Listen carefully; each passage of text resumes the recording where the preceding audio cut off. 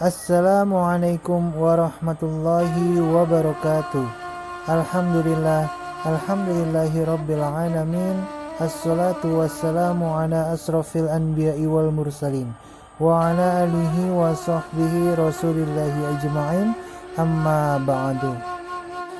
Alhamdulillah, puji syukur kehadirat Allah subhanahu wa ta'ala yang selalu memberikan berbagai macam nikmatnya, baik nikmat sehat badan, panjang umur, dan nikmat yang tidak kalah pentingnya, yaitu nikmat memiliki pilihan Islam, yang insya Allah pada bulan suci Ramadan ini kita semua selalu diberikan sehat walafiat, agar kita semua dapat lancar ibadah puasanya dalam satu bulan full ke depan.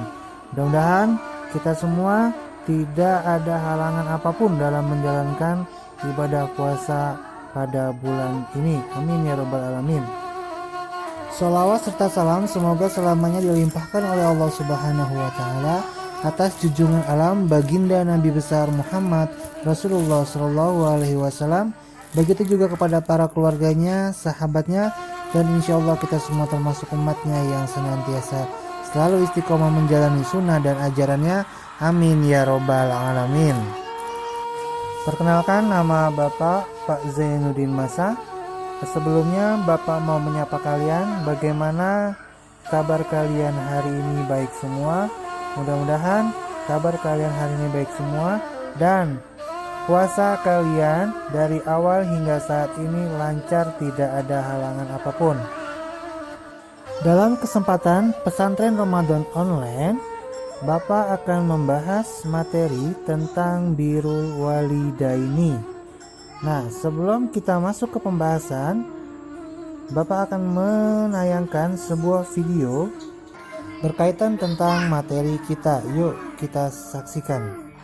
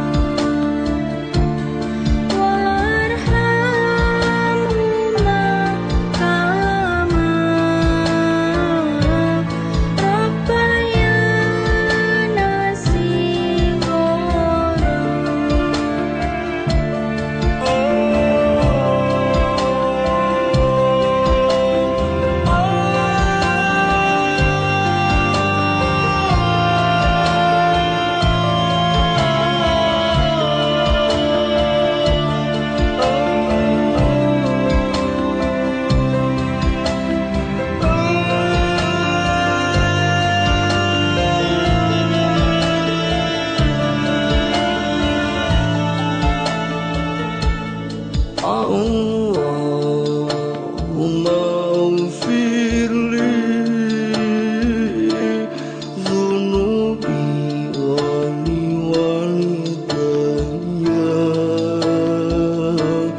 warhamhuma kama rabbayani shaghira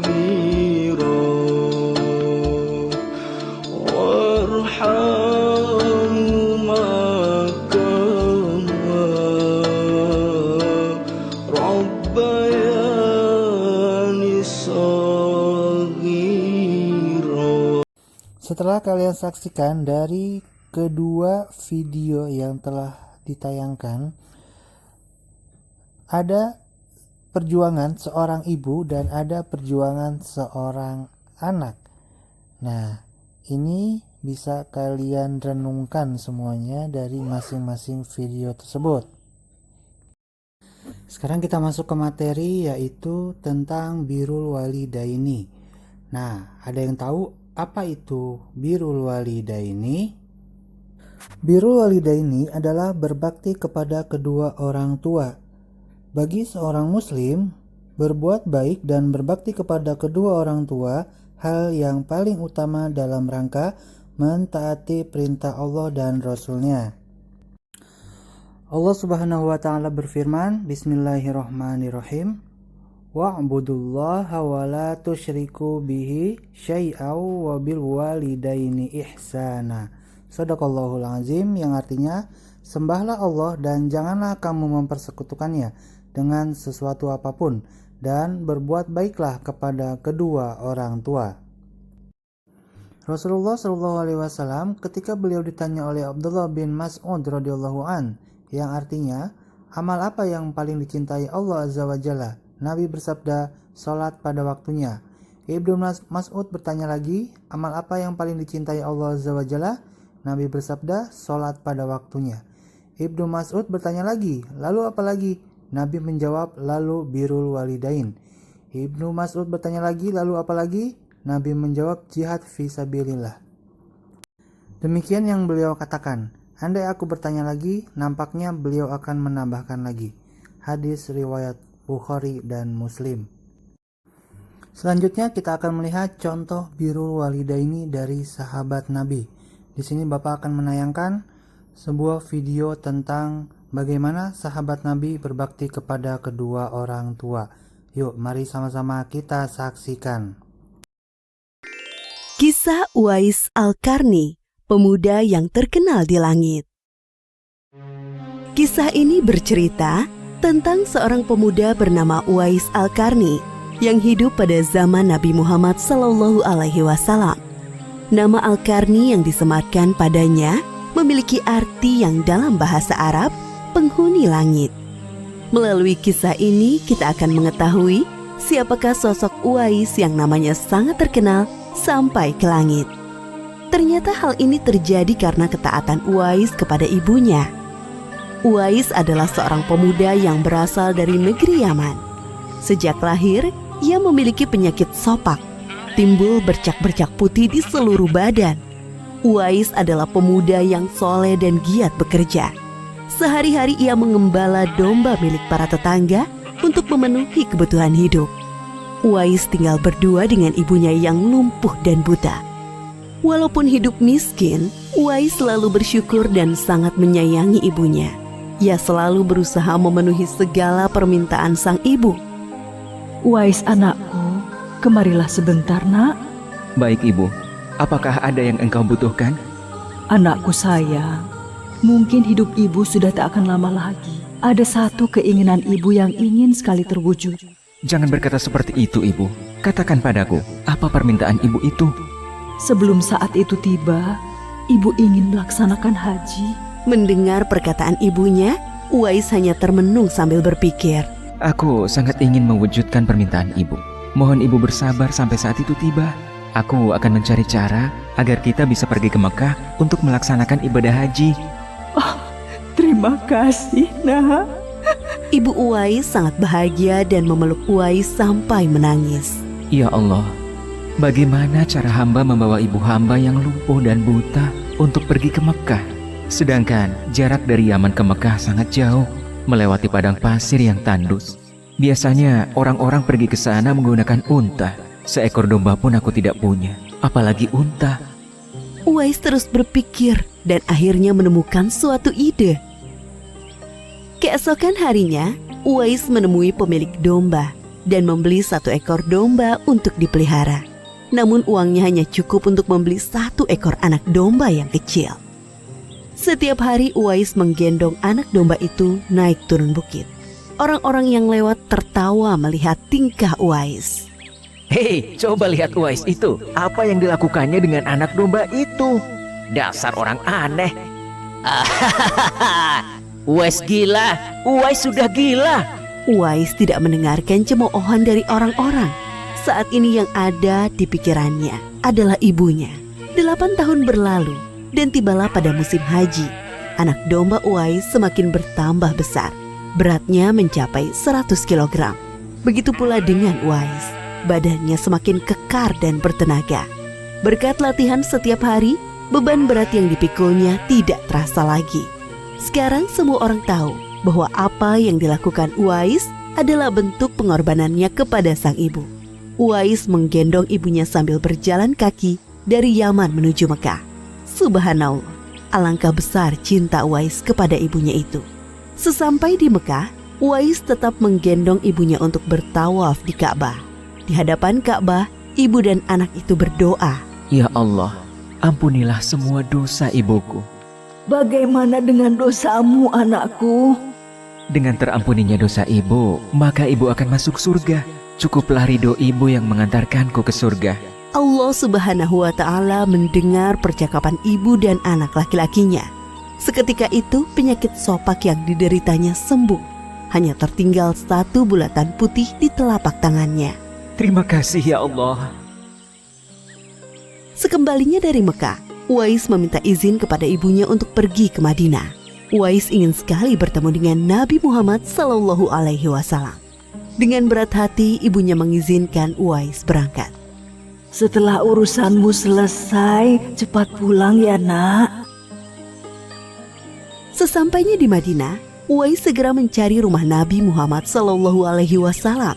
Setelah menemukan, ia mengetuk pintu dan mengucapkan salam. Keluarlah istri Nabi, Aisyah radhiyallahu anha, seraya membalas salamnya. Apakah saya bisa bertemu dengan Rasulullah SAW? Maaf sekali, Nabi sedang tidak berada di rumah. Beliau sedang berperang dan tidak tahu pasti kapan kembali. Mungkin sebulan atau beberapa bulan lagi. Uwais dihadapkan pada 2 pilihan, menunggu kedatangan Nabi atau segera pulang ke Yaman. Bayangan sang ibu yang tua muncul di benaknya. Baiklah kalau begitu, saya pamit. Ada seorang ibu yang tidak bisa saya tinggal lama-lama di rumah. Sampaikan salam saya kepada Rasulullah SAW jika beliau sudah kembali dari perang. Terima kasih. Uwais kembali ke Yaman dengan perasaan haru dan sedih. Di satu sisi Uwais sangat ingin bertemu dengan Nabi Muhammad SAW. Namun di sisi lain, ia sangat mengkhawatirkan kondisi ibunya. Akhirnya ia memilih untuk segera pulang ke Yaman. Peperangan telah usai dan Nabi Muhammad SAW pulang ke Madinah. Aisyah radhiyallahu anha menceritakan perihal pemuda yang mencari beliau. Nabi mengatakan bahwa Uwais adalah pemuda yang sangat taat kepada ibunya. Karena ketaatan kepada ibunya itu, nama Uwais sangat terkenal di kalangan penduduk langit. Seperti yang tersebut dalam hadis Sahih Muslim Syarah An-Nawawi nomor 2542, dikatakan bahwa sebaik-baiknya tabi'in adalah Uwais Al-Qarni. Saat Nabi Muhammad SAW berbincang-bincang dengan Umar bin Khattab dan Ali bin Abi Thalib, beliau menceritakan tentang sosok Uwais. Apabila kalian bertemu dengan Uwais, mintalah doa dan istighfar kepadanya. Dia adalah penghuni langit. Perhatikan di telapak tangannya ada tanda berwarna putih. Dulu sejak lahir ia menderita penyakit sopak. Namun atas kesalehan dan ketaatan kepada ibunya, Allah Subhanahu wa Ta'ala menyembuhkan penyakitnya. Sampai pada akhir kematian Uwais, terjadi hal yang menggemparkan. Banyak sekali orang yang hadir mengurus pemakamannya. Orang-orang itu adalah penduduk langit yang dikirim oleh Allah Subhanahu wa Ta'ala. Subhanallah, Maha Suci Allah, sungguh mulia sosok Uwais ini. Demikianlah kisah Uwais Al-Qarni, pemuda yang namanya terkenal di langit. Karena ketaatan pada ibunya, Allah Subhanahu wa Ta'ala meninggikan derajatnya.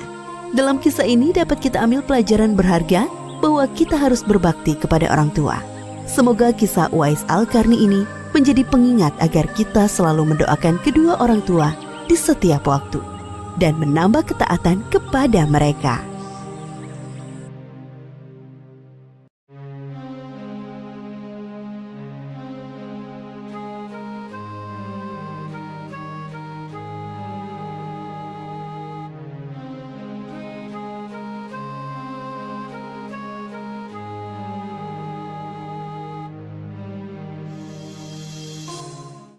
Nah, bagaimana dari kisah sahabat Nabi dari Al-Qarni tersebut? Ada yang bisa kalian ambil dari kisah tersebut? Mudah-mudahan kita semua dapat berbakti kepada kedua orang tua kita. Amin ya robbal alamin. Setelah kita mengetahui apa itu birrul walidaini, kita juga harus tahu perkataan dan perbuatan yang menyakiti hati kedua orang tua kita. Islam mengajarkan seorang anak untuk selalu sopan dan bertutur kata yang lembut kepada orang tuanya. Adapun mereka yang berkata kasar, membentak, memukul, memasang muka masam di depan orang tua, maka perlakuan-perlakuan tersebut dikategorikan dalam perbuatan durhaka. Nah, di sini ada beberapa ciri perbuatan durhaka tersebut. Yang pertama, berkata ah dan membentak. Islam mewajibkan setiap anak untuk berbuat baik kepada orang tuanya. Bahkan berkata ah pun dilarang, apalagi meninggikan nada suara di depan orang tua atau membentak. Sungguh perbuatan tersebut benar-benar dilarang oleh Allah Subhanahu wa Ta'ala. Allah Subhanahu wa Ta'ala berfirman dalam surat Al-Isra ayat 23. Bismillahirrahmanirrahim. Wa qada rabbuka alla ta'budu illa iyyahu wa bil walidaini ihsana. Imma yablughanna 'indaka kibara ahaduhuma aw kilahuma fala taqul lahumā uffin wa la tanharhumā wa qul lahumā qawlan karīmā. Shadaqallahul azim. Yang artinya, dan Tuhanmu telah memerintahkan agar kamu jangan menyembah selain Dia, dan hendaklah berbuat baik kepada ibu bapa. Jika salah seorang di antara keduanya dan kedua-duanya sampai berusia lanjut dalam pemeliharaanmu, maka sekali-kali janganlah engkau mengatakan kepada keduanya perkataan ah, dan janganlah engkau membentak keduanya, dan ucapkanlah kepada keduanya perkataan yang baik. Yang kedua, membuat orang tua bersedih dan menangis.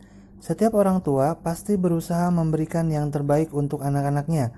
Mereka rela melakukan apapun demi melihat senyum anaknya. Lalu bagaimana bila kita sebagai anak tega membuat orang tua bersedih bahkan menangis? Tentu perbuatan tersebut dapat menjadi dosa besar untuk kita. Umar berkata, tangisan kedua orang tua termasuk kedurhakaan yang besar. Yang ketiga, tidak menghormati orang tua.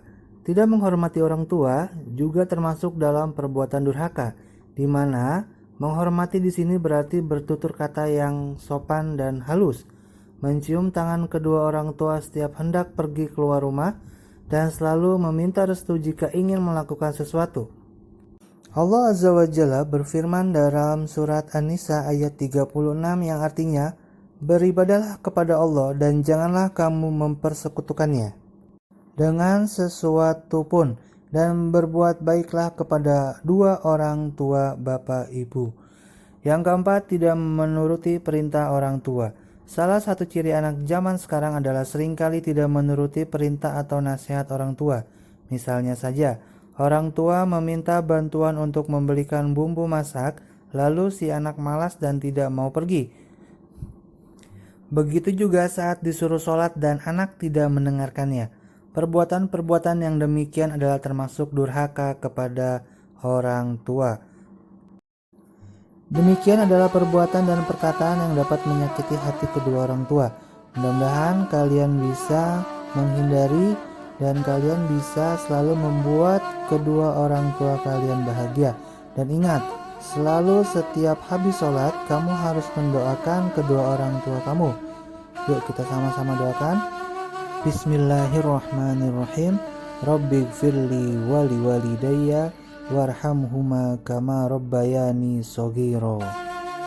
Demikian materi dari Bapak. Mudah-mudahan kita selalu berbuat baik terhadap kedua orang tua kita, dan kita harus selalu membahagiakan kedua orang tua kita dan selalu mendoakan kedua orang tua kita.